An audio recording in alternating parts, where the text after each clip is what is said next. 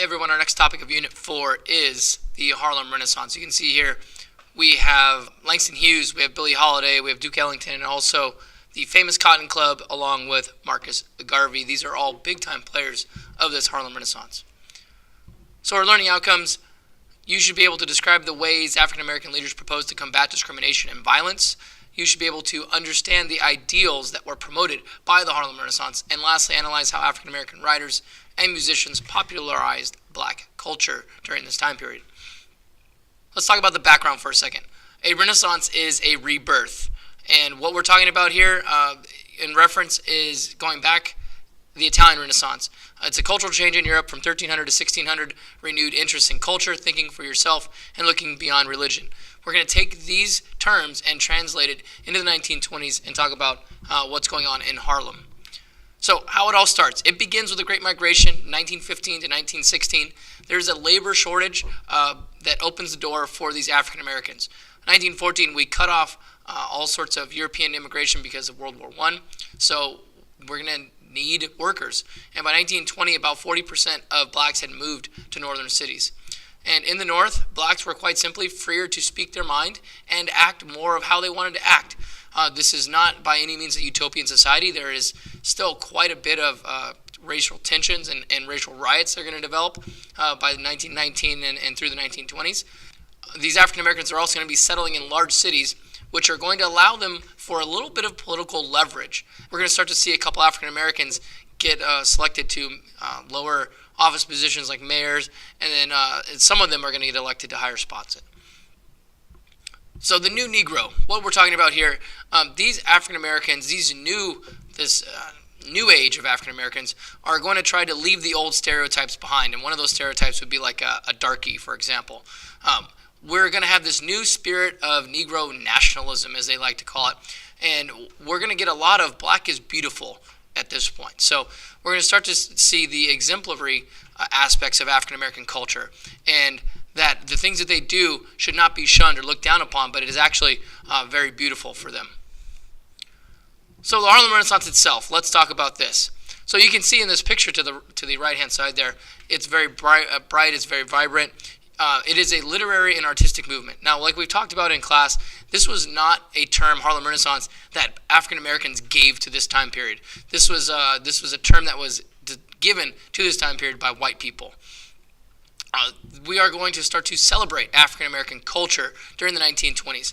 Again, like I said, things that are good art, poetry, are going to be celebrated. Things that are going to be, people are going to make a name for themselves through this stuff.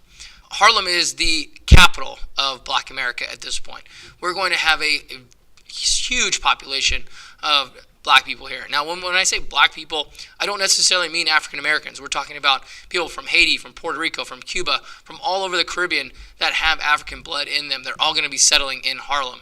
It ultimately is the place to be for these people. This is where they can feel comfortable, where they can feel safe. The problem is with Harlem and this huge, massive influx of people, they're by no means ready for the amount of people that are going to be showing up here. So it ends up turning into a slum really, really quickly. And all these old white Europeans, Americans that were there are going to be moving out into places like Brooklyn to try and escape what's happening there in Harlem. By the end of the 1920s, Harlem is going to have the largest urban black community in the United States. It is going to be huge. If you're talking about New York City and you're African American, you're absolutely talking about Harlem and where you want to go and what you want to do at nighttime. So the NAACP is also going to be developed at this point. 1909, 1910, it's the National Association for the Advancement of Colored People. This is going to be a new militant voice for African Americans. Again, started in 1910. Its focus was on legal action and what we can do to protect African American rights. We had the passage of the 13th Amendment, which outlaws slavery, but now, ever since really 1877, we put the 14th and 15th Amendments on the back burner. So what the NAACP wants to do is really bring that back to the forefront and fight for the rights that African Americans should indeed have, which is voting rights and full citizenship and inclusion, and get rid of things like the literacy test and grandfather clauses that are plaguing the South and not allowing African Americans to vote. And what the NAACP is going to be doing is urging protests of racial violence. In specifics, anti-lynching laws. In the South, they are running rampant with taking African Americans and beating them and then hanging them. The priority, again, With these anti-lynching laws, all three of them that they're going to get into Congress are going to fail. But despite their failure, they're still going to get the word out that all this is going on in the South, and that's really what they're looking for. And they're going to see a little bit of change that's going to happen. So Marcus Garvey. Marcus Garvey is a Jamaican immigrant. He is more radical than the NAACP. He founded the UNIA. He is going to claim 1 million followers by the mid-1920s. What his UNIA, Universal Negro Improvement Association, is advocating is black pride. And with the belief that he has is that African Americans should form their own society. We need to debunk and get rid of the feeling that white people are going to allow black people included into their society. He believes that it's just never going to happen, and black people need to get over the thought that that will happen at some point.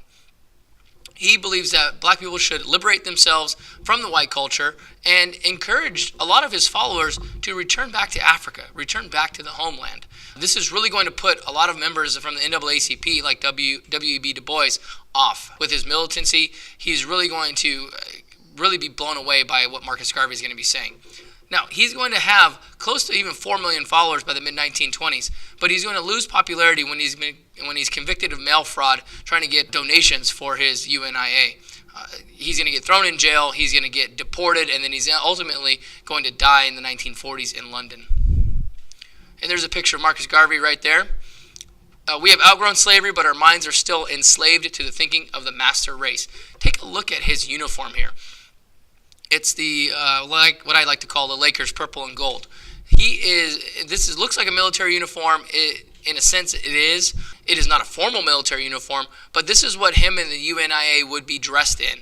And the reasoning for this is that when you look good, you're going to feel good. And when you feel good, you're going to feel like you can do anything. You can accomplish anything. And that's what Marcus Garvey believed, is that if you were dressed for success, at some point you would attain it, whether that was with a white person or in spite of the white person. So the writers and the poets, really the brass tacks of what the Harlem Renaissance was. These people are well-educated, middle-class African Americans, one of them being Zora Neale Hurston. There she is right there. Her theme is focusing on lives of the poor, and you're going to read some of her stuff. And we have Lewis Allen, a.k.a. Abel Maripool.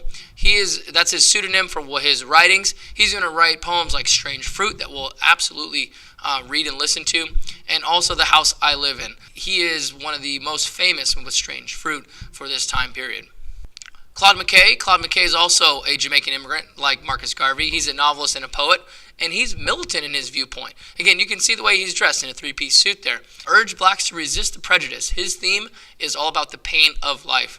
And a couple poems that we're going to read from Claude Mckay are The Tropics in New York and If We Must Die. He's really going to focus on the pain and suffering of African American people. The Tropics in New York is really, it's going to show the longing that he has for home and his shock of how racism is here in the United States versus what he had experienced in Jamaica. Langston Hughes, probably the most famous Harlem Renaissance poet.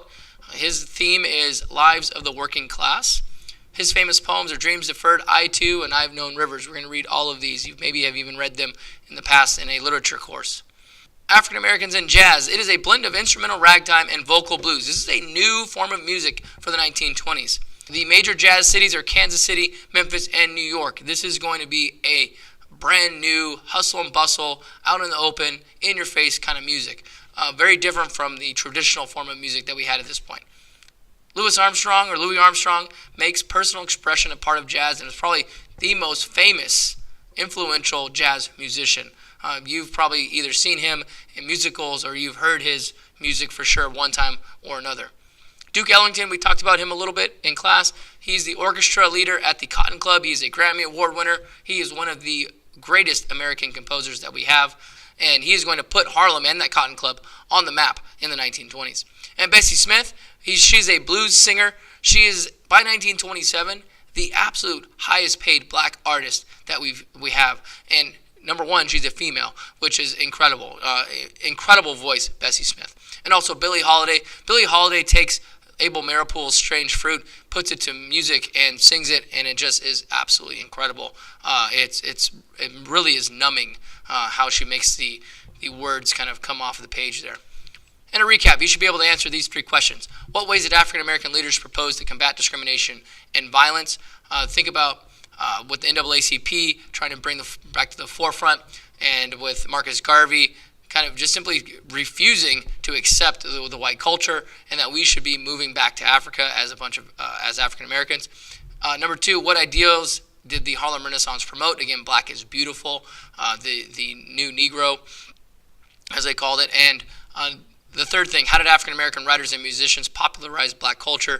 From Langston Hughes to Zora Neale Hurston, the pain and suffering that they're going to write about is really going to bring what's happening down in the streets to the forefront of not just black culture, but also white America as well. So if you have any questions, let me know. Send me an email. Thank you for watching, and we will see you next time. I'm out.